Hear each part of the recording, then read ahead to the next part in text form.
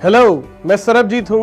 मैं नौकरी करता था दोस्तों, मारुति कंपनी में मैं जॉब करता था और मेरी महीने की जो सैलरी थी वो करीब 6,000 रुपये बेसिक सैलरी थी, प्लस इंसेंटिव था। और मेरी जिंदगी बिल्कुल वैसी थी जैसे एक आम सर्विस क्लास की होती है। मैं आपको 2 मिनट बताता हूं कैसी। जहां सुबह जाने का टाइम तो फिक्स होता है, लेकिन शाम को कोई आने का टाइम फिक्स नहीं होता। जहां हफ्ते में सिर्फ एक ही दिन का इंतजार होता है, कौन सा? संडे। जहां महीने में 7 तारीख बड़ी अच्छी लगती है, क्योंकि हमें 7 तारीख को सैलरी मिलती थी, और 7 को जब सैलरी हाथ में आती थी तो 8 तक खाली भी हो जाती थी, क्योंकि उतने ही खर्चे चलते रहते थे। दोस्तों, इस तरह की जिंदगी में बिता रहा था। आंखों में सपने बहुत बड़े बड़े थे, बहुत महत्वाकांक्षी था, जिंदगी में कुछ बड़ा करना चाहता था। हमेशा अपने दोस्तों से बात करता था और ये कहता था कि मैं जिंदगी में एक दिन 1 लाख रुपए जरूर कमाऊंगा। मेरा टारगेट था, मेरा ड्रीम था 1 लाख रुपए महीने का कमाना। कमाता 6,000 था, लेकिन बात 1 लाख की करता था दोस्तों, क्योंकि सोच बड़ी थी, सपने बड़े थे। कोई पूछता था कैसे होगा, मैं कहता पता नहीं यार, लेकिन करूंगा जरूर। मुझे नहीं पता कैसे होगा, मैं नहीं जानता, लेकिन ये जरूर होगा। और दोस्तों, मेरी जिंदगी में उस दिन बदलाव आया। उस दिन को मैं हमेशा बड़ा दिन कहता हूं, क्योंकि वो मेरे लिए वाकई में बड़ा दिन था, जिस दिन मेरे घर की घंटी बजी। शायद आपके फोन की घंटी या घर की घंटी भी बजी होगी, उसी तरह से मेरे साथ भी हुआ। घर पर दोस्तों मेरी घंटी बजी जब मैं नौकरी से वापस लौट के घर था, और जब मैंने दरवाजा खोला तो सामने एक शख्स खड़े हुए थे।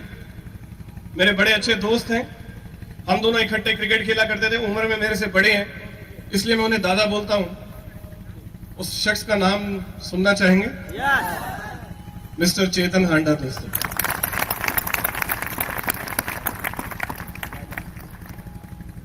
वो आए दोस्तों, हम बैठे, उन्होंने मुझे बोला, वो बड़े खुश थे, कहते यार तू शुरू से कहता था मैं 1 लाख रुपए महीना कमाऊंगा, मैं बड़ा बिजनेस करूंगा। कहते मैं तेरे लिए एक ऑफर लेकर आया हूं।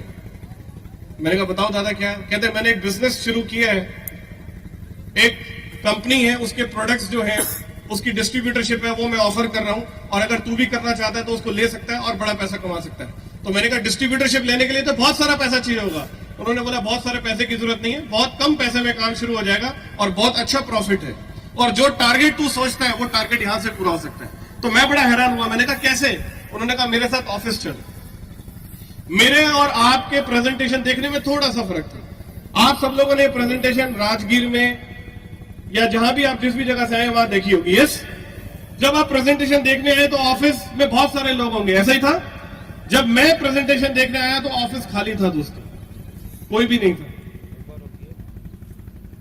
क्योंकि उस समय कंपनी की शुरुआत थी। मैं बात कर रहा हूं दोस्तों अगस्त 2003 की, जब मैं प्रेजेंटेशन देखने आया ऑफिस में। दोस्तों उस समय संजीव सर भी कहीं गए हुए थे, वो भी अवेलेबल नहीं थे।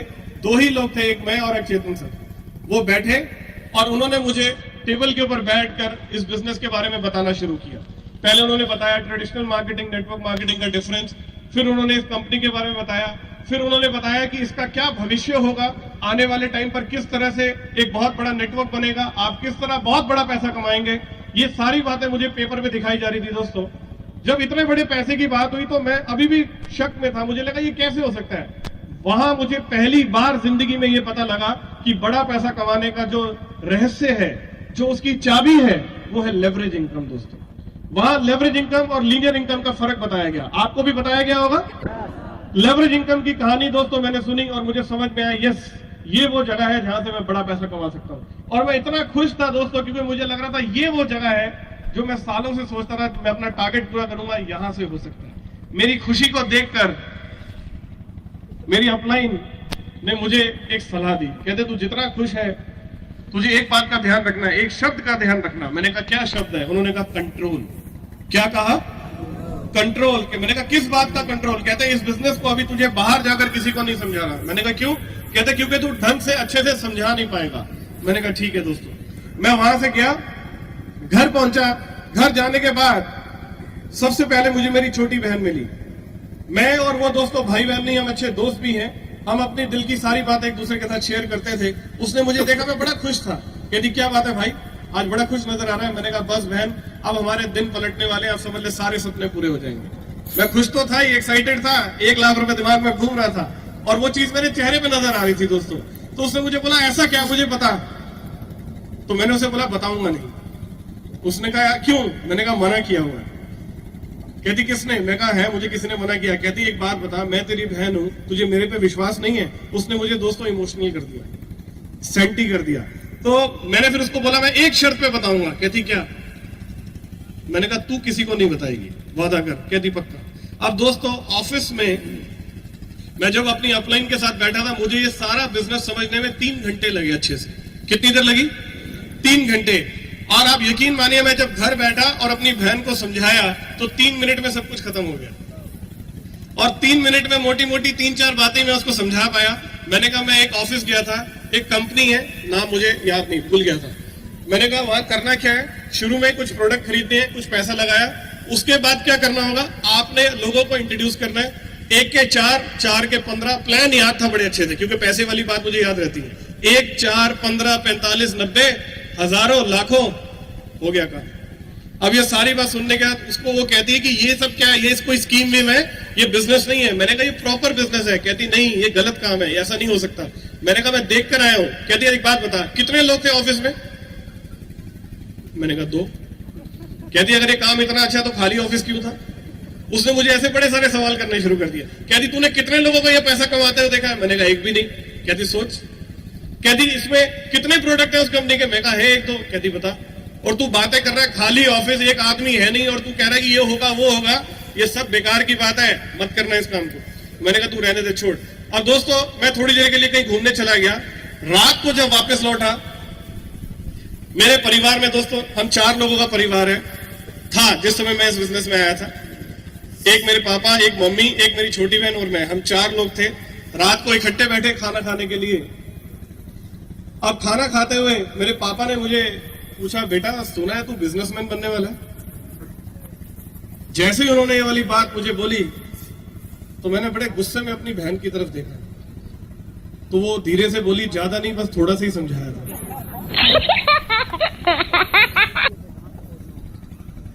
अब दोस्तों जो मैंने उसे समझाया वो 3 मिनट था। आप सोचिए उसने कितना समझाया होगा। अब उसके बाद मेरे पापा मुझे कहने लगे कि बेटा तू कैसी बातें कर रहा है, इतनी मुश्किल से तेरी जॉब इतनी बड़ी कंपनी में लगी है, हमारे घर के हालात वैसे अच्छे नहीं है, तेरे भरोसे पूरा घर चलता है, और तू किसी ऐसे चक्कर में पड़ गया और कल को कोई चीज खराब हो गई। ये बिजनेस बेकार की चीजें जो तू कह रहा है, ये प्रॉपर बिजनेस नहीं है, ये स्कीम है, ऐसी चीजें काम नहीं करती हैं। मैंने उन्हें बहुत समझाने की कोशिश की। तो वहां मेरे पापा ने एक बड़ा खतरनाक सा डायलॉग मार दिया जो अक्सर पापा लोग मारते हैं, शायद कभी आपने भी सुना हो, कि ये जो बाल है ना बेटा, ये धूप में सफेद नहीं किए। सुना है कभी? है?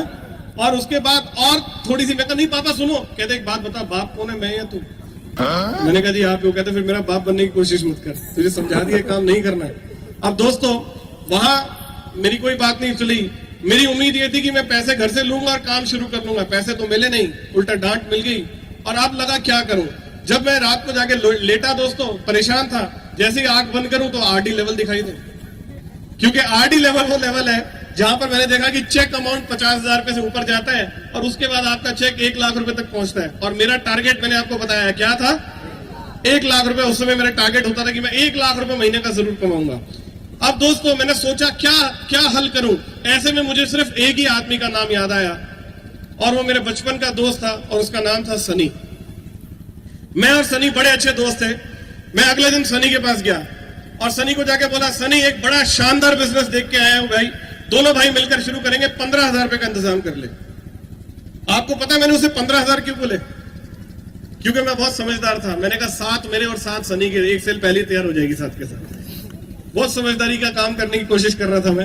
तो सनी कहता भाई 15,000 का इंतजाम तो हो जाएगा, ये बता करना क्या है। कहानी फिर वही अटक गई। मैंने कहा देख बताऊंगा जरूर, पहले तू पैसे दे दे। कहता ना पहले समझा, पैसे तब दूंगा। मैंने कहा फिर एक शर्त है। कहता क्या? मैं कहा तू किसी को नहीं समझाएगा। कहना पक्का। और मैं कहा तू किसी को बोलेगा नहीं। कहना डन है। ठीक है। अब दोस्तों मैंने उसको सनी को समझाया। इस बार पूरी जान लगाई मैंने, जितनी बातें कर सकता था, जो थोड़ी थोड़ी याद आ रही थी। 5-6 मिनट सनी को मैंने समझाया। 5-6 मिनट तक वो कुछ नहीं बोला। वो कभी पेपर को देख रहा था, कभी मेरी शक्ल को देख रहा था। 6 मिनट बाद उसने एक ही बात बोली, हो गया? मैंने कहा। उसके बाद दोस्तों उसने बोलना शुरू किया। और क्या क्या बोला, मैं आपको क्या बोलूं। उसने बोला कि उसने बोला कि लकी को जानता है, हमारा एक दोस्त है। कहा कहता वो ये काम कर चुका है, वो मेंबर वाला काम था, उसका कोई काम मेंबर नहीं बना, फंस गया वो। उसको जानता है, उसको जानता है। उसने 3-4 नाम मुझे गिना दिए दोस्तों। मैंने कहा मैं उन सबको जानता हूं, लेकिन मैं इतना जानता हूं कि जो मैं कर सकता हूं वो नहीं कर सकते, मुझे करना है। तू बता तू कर रहा है या नहीं कर रहा। कह रहा मैं नहीं कर रहा। मैंने कहा काम कर, फिर 15,000 छोड़ 7,000 रुपए दे दे। कह रहा क्यों। मैं कहा मैं करूंगा। कहता ना मैं खुद करूंगा ना तुझे करने दूंगा, और तू ये सब करेगा तो मैं तेरे घर बोल दूंगा। मैं बहुत गुस्से में था। मैंने कहा जा बोल दे। कहता क्यों क्या हुआ। मैं कहा मैं पहले ही बोल चुका हूं। कहता अच्छा उन्होंने क्या बोला। मैंने कहा उनको घर वालों को भी समझ में नहीं आ रही। कह रहा देखा मैं तेरे को कह रहा हूं ये काम ठीक नहीं है, तू मत कर। अब दोस्तों उसने ना पैसे दिए, ऊपर से सलाह जरूर दे दी मुफ्त की, जो इस देश में मिलती है। अब उसके बाद दोस्तों अगले दिन अपलाइन का फोन आया। कहते क्या हुआ भाई, तू तो इतना खुश था, तू तो कह रहा था मैं 2 दिन में आ रहा हूं। अब मैंने बड़े धीरे से बोला। मैं कहा हाँ जरा आना तो था यार, लेकिन कुछ परेशानी है। मैं कहते क्या हुआ। मैंने कहा वो अभी पैसों का इंतजाम नहीं हुआ। कहते चल तू मेरे से मिलने ऑफिस आ जा। मैं दोबारा उनके पास ऑफिस चला गया। वहां जाके बैठा तो उन्होंने बोला सच सच बात बता, बात क्या है। मैंने कहा नहीं जरा बात पैसे की है। कह रहे नहीं तेरी आवाज से लग रहा है कुछ बात और है। मैंने कहा क्या बात है, आपको क्या लगता है। कहते बात वही है, मैंने तुझे मना किया था बाहर मत समझाना, तूने जरूर किसी को समझाया होगा। अब मैं बड़ा हैरान हुआ। मैंने कहा यार इनको कैसे पता। कहते बता किस किस से बात की। मैंने कहा कुछ नहीं, बस एक बहन को समझाया था, एक मम्मी पापा से बात हुई थी और एक दोस्त से बात हुई। कहते मैं बताता हूं तुझे उन्होंने क्या क्या बोला होगा। दोस्तों यकीन मानिए जो जो बातें मेरे घर में हुई थी, जो जो बातें मुझे सनी ने बोली थी, वो बातें हूं पे हूं वो मुझे समझा रहे थे। ये हुआ, ये हुआ, ये हुआ। मैंने कहा हाँ ये हुआ, ये हुआ। और मैं बड़ा हैरान था। मैंने कहा आपको कैसे पता। तो हंसने लग गए। कहते ये मेरी ये गलती मैं भी कर चुका हूं, मुझे पता था ये होगा, इसलिए मैंने तुझे मना किया था मत कर। कहते अब क्या करेगा। मैंने कहा पता नहीं। कहते देख ये फैसला अब तुझे लेना है कि जिंदगी में तू क्या करना चाहता है, नौकरी करता रहना चाहता है पूरी जिंदगी या अपना खुद का बिजनेस खड़ा करना चाहता है। और इस बात का ध्यान रख कि अगर तू इस बिजनेस में काम करेगा तो तुझे लाने पर मुझे सिर्फ 300-400 रुपए का चेक आएगा। और तुझे क्या लगता है कि चेतन हांडा तुझे 400 रुपए कमाने के लिए लेकर आया। मैंने कहा नहीं। कहते इस बिजनेस में मैं बड़ा पैसा तब कमाऊंगा जब तू बड़ा पैसा कमाएगा, और अगर तुझे विश्वास है तो एक लिस्ट बना, और लिस्ट बनाने के बाद अगर तुझे लगता है कि काम शुरू कर सकता है तो पैसा अरेंज कर और आ जा। ये वाली बात उन्होंने मुझे समझाई और मैं घर चला गया। दोस्तों मैं बहुत परेशान था क्योंकि मुझे समझ नहीं आ रहा था मैं क्या करूं। घर वाले खिलाफ, दोस्त खिलाफ, और पैसों का इंतजाम नहीं हो रहा था।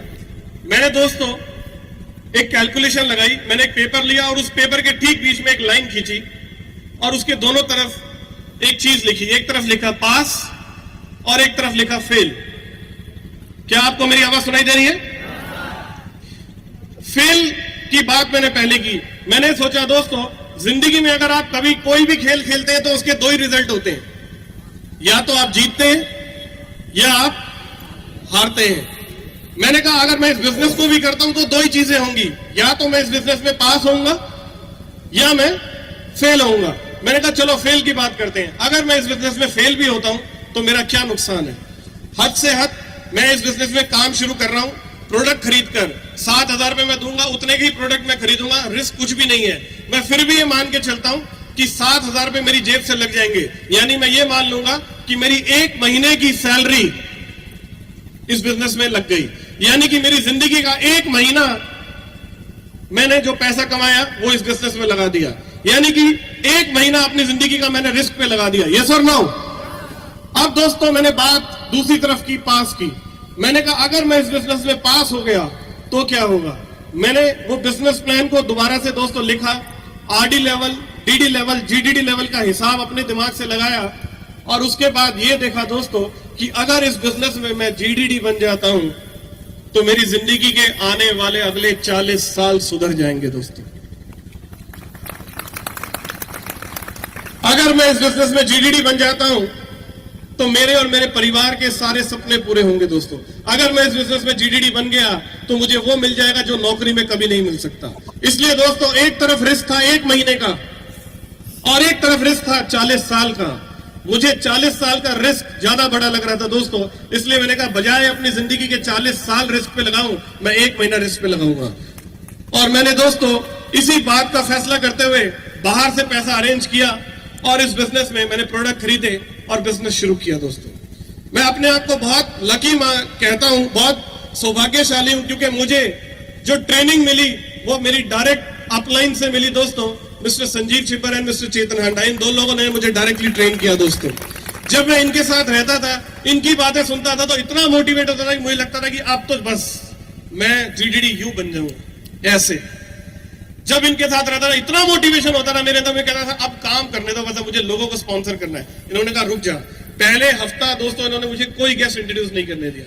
रोज बुलाते, कभी बिजनेस का फ्यूचर समझाते, कभी बताते कि क्या होगा आने वाले टाइम पर, कैसे तुझे काम करना है। इन्होंने मेरी लिस्ट की सॉर्टिंग की, सब चीजें समझाई जो एक अपलाइन को करना चाहिए, वो सारे रोल इन्होंने मेरे साथ प्ले किए।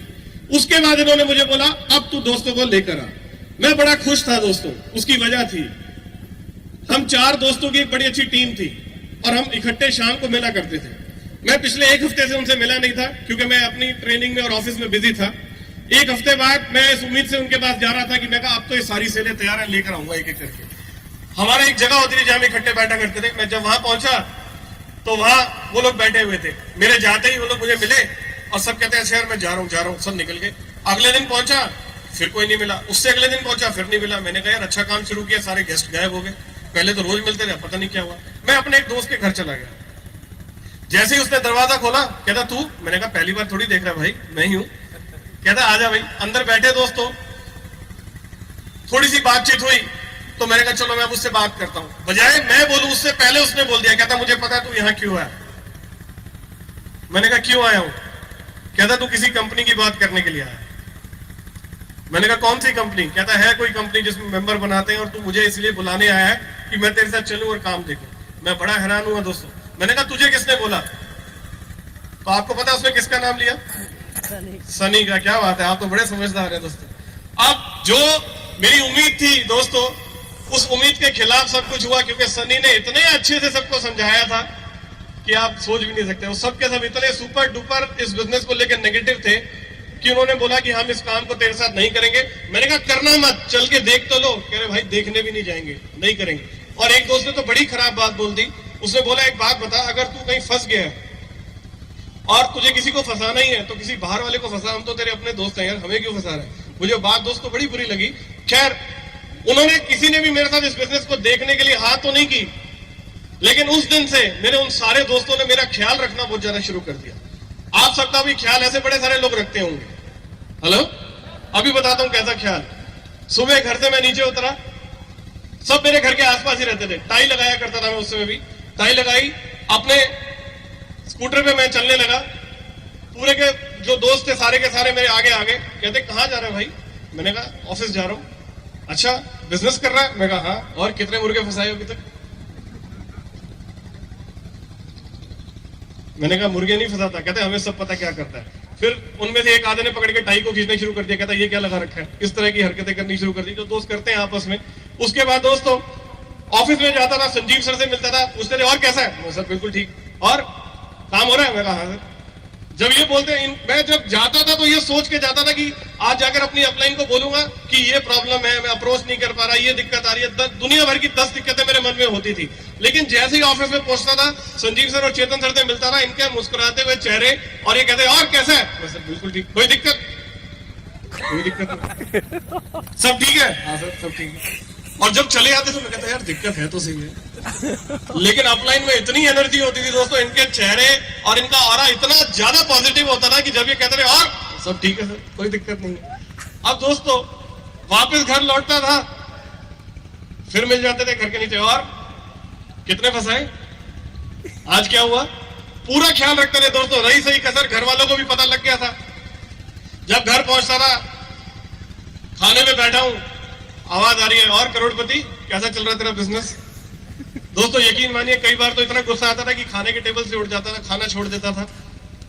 कई बार बहस हो जाती थी और परेशान हो जाता था। एक दिन मैंने परेशान होकर अपनी अपलाइन को फोन कर दिया सर को। मैंने कहा सर यार ये क्या बिजनेस शुरू किया है, रोज घर में झगड़ा होता है। कहते एक काम कर, कल मेरे घर आ, तब तुझे बात करता हूं तेरे से।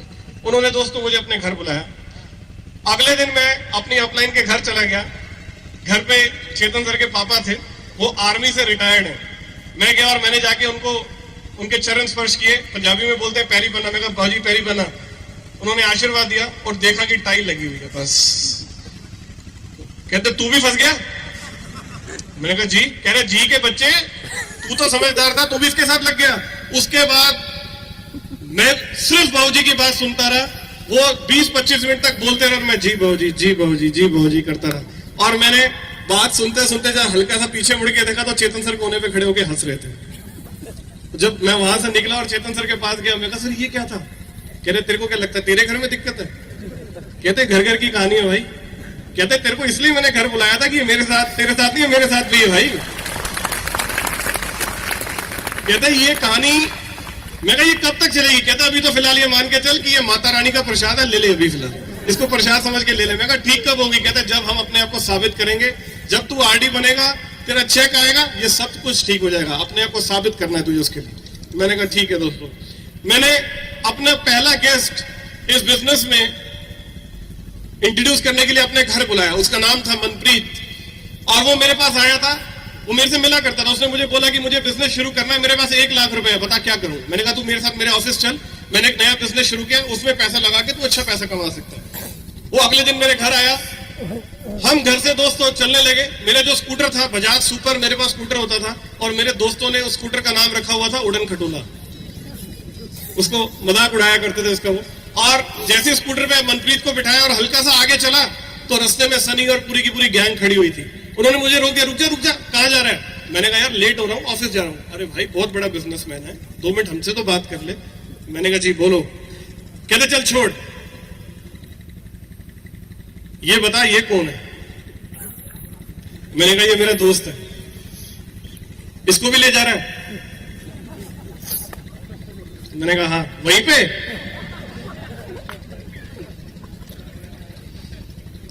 मैंने कहा हाँ। उसको कहते हैं भाई साहब आप तो बेकाम से।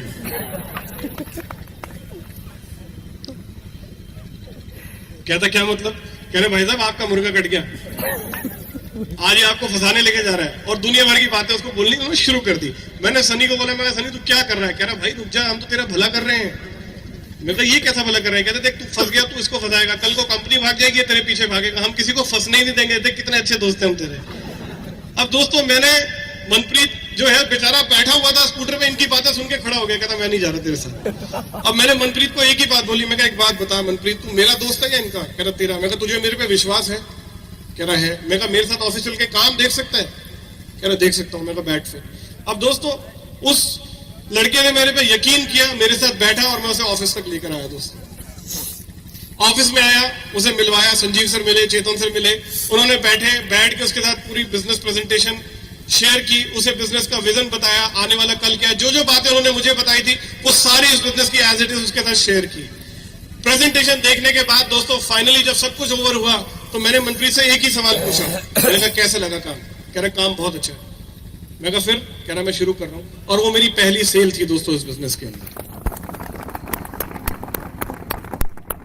जब मनप्रीत ने मेरे साथ काम शुरू किया तो मुझे एक बात समझ में आ गई दोस्तों कि ये काम में बहुत ताकत है। बस मुझे एक काम करना है कि मुझे अपने लोगों को इंट्रोड्यूस करना है और उसके लिए मुझे कुछ भी करना पड़े मैं करने के लिए तैयार हूं। दोस्तों मेरी अपलाइन मुझे लगातार ट्रेनिंग देती रही, मैं एक एक करके मैंने और लोगों को इंट्रोड्यूस किया।